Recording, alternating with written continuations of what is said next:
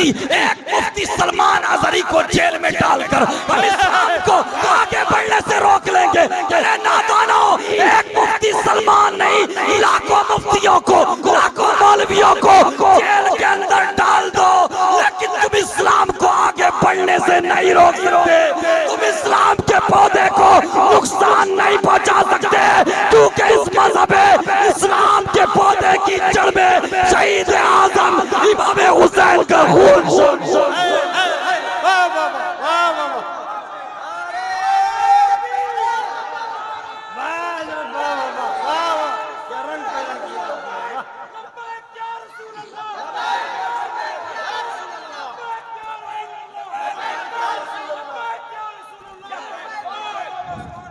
आज हमारे उलमा को निशाना बनाया जा रहा है, हमारे उलमा को टारगेट किया जा रहा है। माफ करेंगे उलमाए किराम, बड़े बड़े जुब्बे और कुब्बे वाले आज खामोश नजर आते हैं। अरे बताओ जरा, तुम कैसे मोमिन हो, तुम कैसे ईमान वाले हो? अरे सुनो, जुल्म को जुल्म नहीं कहोगे तो याद रखो इस जुल्म के शिकार खुद भी हो जाओगे। ये जुल्म तुम्हें भी अपनी चपेट में ले लेगा। मैं कहूंगा उन लोगों से जो आज उलमाए किराम को टारगेट कर रहे हैं, उलमाए किराम को निशाना बना रहे हैं, अरे तुम हमारी वफादारी पे शक करते हो, तुम हमारी वफादारी पे शक करते हो, तुम उलमा को निशाना बनाते हो। अरे सुनो, इस मुल्क के लिए अगर गांधी जी ने कुर्बानी दी है, इस मुल्क के लिए अगर भगत सिंह ने कुर्बानी दी है, तो वीर अब्दुल हमीद से लेकर अल्लामा फजल खैराबादी से लेकर सैयद किफायत अली काफी मुरादाबादी तक न जाने कितने उलमा ने अपनी गर्दनें दी है। और आज भी अगर इस भारत को गर्दनों की जरूरत पड़ेगी तो मुफ्ती सलमान अजहरी और उन जैसे मौलवी इस भारत की हिफाजत के लिए अपनी गर्दनें कटाते हैं। बहुत खूब, सुभान अल्लाह, अल्लाहु अकबर, या रसूलुल्लाह, या रसूलुल्लाह, वाह वाह, जिंदाबाद जिंदाबाद, अल्लाहु अकबर, या रसूलुल्लाह। हमारे उलमा को निशाना बनाना बंद करो। ये उलमा हमारे सरों के ताज है। और मसाला यहाँ मुफ्ती सलमान अजहरी का नहीं, मसाला नबी के वफादार का, मसाला नबी की नामूस का। मुझे बताओ मुफ्ती सलमान अजहरी का जुर्म क्या, बहुत खूब, उनका गुनाह क्या, उनकी खता क्या है? अल्लाह अकबर। वो कहते लकुम दीनुकुम वलिय दीन, तुम्हारा धर्म तुम्हारे लिए, हमारा दीन हमारे लिए। अरे तुम किसकी पूजा करते हो हमें फर्क नहीं पड़ता, तुम किसकी पूजा करते हो हमें हक नहीं बोलने का। तो तुम्हें यह हक किसने दिया कि तुम मेरे नबी की नामूस पर भोंको? तुम्हें यह हक किसने दिया कि तुम मेरे नबी की गुस्ताखी करो? याद रहे, हिंदुस्तान का मुसलमान हो चाहे जहां का मुसलमान हो, वो अपनी गर्दन दे सकता है, लेकिन नबी की तौहीन बर्दाश्त नहीं कर सकता। नारे तकबीर, नारे रिसालत, मसलके आला हजरत उलमाए अहले सुन्नत, शहीद आजम कॉन्फ्रेंस, लब्बैक लब्बैक या रसूल अल्लाह, लब्बैक लब्बैक लब्बैक लब्बैक या रसूल अल्लाह, लब्बैक लब्बैक लब्बैक लब्बैक या रसूल अल्लाह, लब्बैक। नारे तकबीर, नारे रिसालत। किसी को शौक है वो हमें गाली दे, किसी को शौक है हमारी इंसल्ट करे, किसी को शौक है हमारी तौहीन करे, हम बर्दाश्त करेंगे। लेकिन अहले ईमान अपने नबी की इंसल्ट बर्दाश्त नहीं करते, अपने नबी की तौहीन बर्दाश्त नहीं करते। और एक बात और कान खोल कर सुन लो, जो मुस्तफा करीम का वफादार होगा वो अपने मुल्क का वफादार भी होगा। उलमा को निशाना बनाने वालों, अरे बहुत सारे लोग ईसाइयों की पनाह मांग रहे थे, पनाह, माफी वाले लेटर लिख रहे थे। उस वक्त में मदरसे की कोख से निकले हुए अल्लामा फजल खैराबादी ने सबसे पहले अंग्रेजों के खिलाफ फतवा दिया, और उसी का नतीजा था कि अल्हम्दुलिल्लाह आज हमारा भारत आजाद है। हम हमेशा इस मुल्क की तरक्की और फलाह के लिए काम करते रहेंगे, हमारे उलमा ने पहले भी किया है। लेकिन इसका यह मतलब नहीं कि हमें देशभक्त होने का सर्टिफिकेट कोई और देगा। जी जी जी। हमारी हुब्बुल वतनी का सर्टिफिकेट कोई और देगा। अगर बात देश के लिए कुर्बानी किया जाए, बात मुल्क के लिए कुर्बानी किया जाए, तो मैं दावे के साथ कह सकता हूं ये मौलवी कल भी इतने थे जितने गिने नहीं जाते, और आज भी गर्दनें देने की बात आई तो यही मौलवी भारत की हिफाजत के लिए सबसे अगली सफों में खड़े हुए नजर आएंगे। वाह वाह वाह, सुभान अल्लाह सुभान अल्लाह। हम तो कहते हैं लकुम दीनुकुम वलिया दीन, तुम्हारा धर्म तुम्हारे लिए, हमारा दीन हमारे लिए। हमारे लिए। तुम्हारा मसला यार, तुम किसकी इबादत करते हो, किसकी पूजा करते हो, डजंट मैटर, हमें कोई फर्क नहीं पड़ता। ये आपका राइट है, अधिकार है। कॉन्स्टिट्यूशन ऑफ इंडिया ने आपको राइट दिया, उसी तरह से हिंदुस्तान के भारत के संविधान ने हमें भी हक दिया है जी जी जी कि हम अपने मजहब के मुताबिक जिंदगी गुजार सकें, अपने रिलीजियन के अकॉर्डिंग जिंदगी गुजार सकें। जिस तरह से तुम्हें प्रैक्टिस करने का हक है, उसी तरह से हमें अपने मजहब के मुताबिक प्रैक्टिस करने का हक है। हम तो कहते हैं इस हिंदुस्तान को हिंदुस्तान रहने दो। जी जी जी जी ये बड़ा प्यारा हिंदुस्तान, जी जी। ये बड़ा खूबसूरत हिंदुस्तान है, और ये पिछले कुछ सालों में हालात बदले, वरना हर धर्म के लोग, हर मजहब के लोग आपस में मिलजुल कर रहते थे।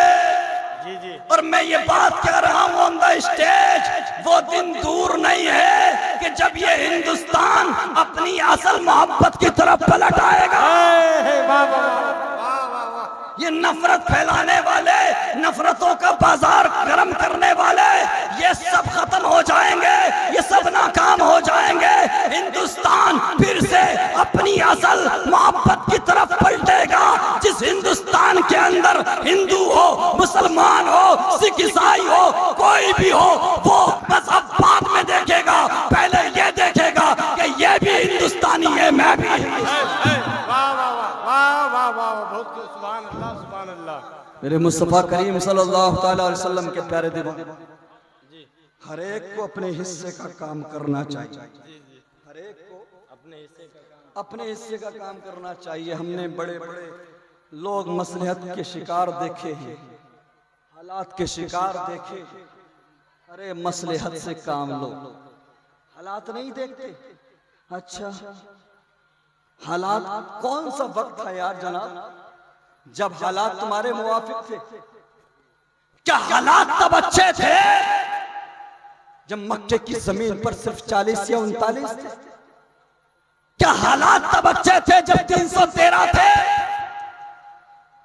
क्या हालात हुजूर गौसे आजम के दौर में अच्छे थे?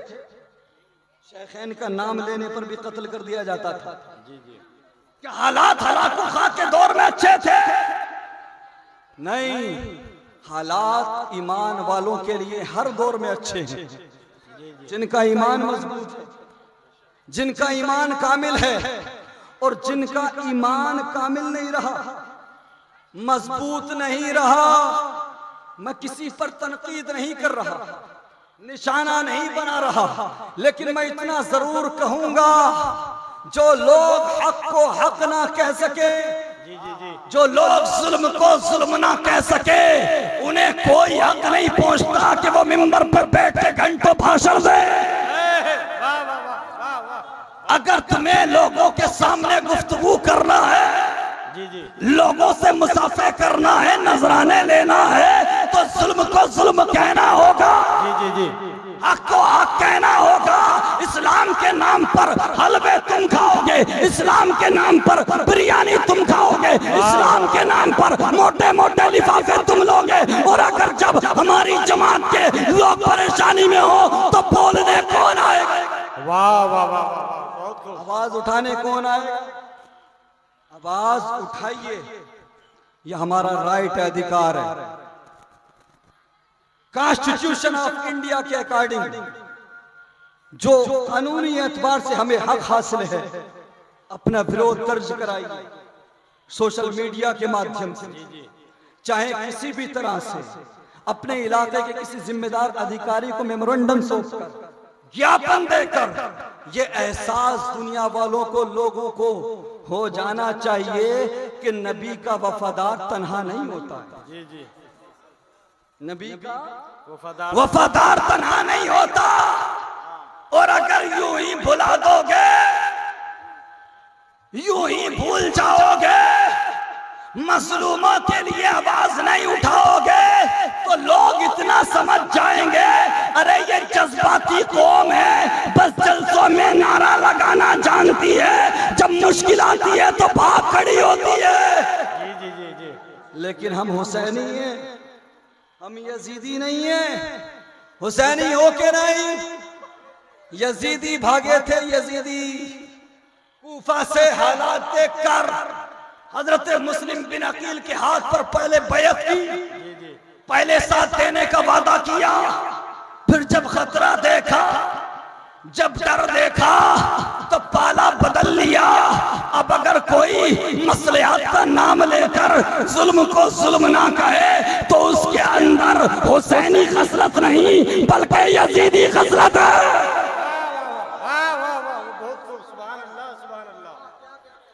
अल्हम्दुलिल्लाह जो हुसैनी है, सिचुएशन चाहे जैसी हो, हालात चाहे जैसे हो, हक को हक कहेगा, सच को सच कहेगा। सच कहोगे कि नहीं? हर मामले में सच को सच कहना चाहिए। आज होता क्या है, बस्ती में जो जितना ज्यादा ताकतवर, जो जितना ज्यादा मजबूत है, अब वो चाहे झूठ को सच कहे, सच को झूठ कहे, सब चलता है। और बस्ती वाले भी उसके साथ खड़े हो जाते हैं। शुरुआत यहीं से होती है। जी जी जी, ये जो चीजें हक को हक ना कहना, सच को सच ना कहना, ये बुनियादी जो वजूहात है वो यही है कि हमारे मुआशरे में हम ऐसे लोगों को फरोग देते हैं, ऐसे लोगों को आगे बढ़ाते हैं, ऐसे लोगों से पंचायतें कराते हैं जो निरे बड़े झूठे होते हैं, जो अपना फायदा देखकर सच को झूठ कह देते हैं, झूठ को सच। अगर सच्चे हुसैनी हो, दिल में आका हुसैन का प्यार है, तो इस बात की गांठ बांध कर उठना, इस बात का तहैया करके उठना कि हम हुसैनी हैं, शहीद आजम से प्यार करने वाले हैं। चाहे मुकाबले में सामने हमारा भाई मौजूद हो, लेकिन हम झूठ को झूठ कहेंगे, सच को सच कहेंगे, क्योंकि ये हौसला, ये जज्बा हमें करबला के मैदान से अली असगर ने और अली अकबर ने दिया। वाह वाह वाह, सुभान अल्लाह, सुभान अल्लाह, या रसूलुल्लाह, जिंदाबाद जिंदाबाद जिंदाबाद। बहुत खूब, अल्लाह अकबर। इमाम हुसैन से ज्यादा खतरनाक हालात है किसी के सामने? जी नहीं, हालात करो ना रोते जी। एक तरफ 72, दूसरी तरफ 22,000 का लश्कर है जर्रार। अरे क्या इससे भी ज्यादा खतरनाक हालात हो सकते हैं? लेकिन इमाम हुसैन ने क़यामत तक आने वाले मुसलमानों को ये पैगाम दे दिया, सुनो, तुम्हें अपनी गर्दन देना पड़े दे देना, तुम्हें भूखा रहना पड़े रह लेना, तुम्हें प्यासा रहना पड़े रह लेना, लेकिन कभी भी बातिल के सामने सर ना झुकना, घुटने मत टेके। वाह वाह वाह, बहुत खूब, सुभान अल्लाह, सुभान अल्लाह। तुम्हें चाहे जिस दौर से गुजरना पड़ जाए, लेकिन कभी भी बातिल के सामने नहीं झुकना, सच को सच कहना।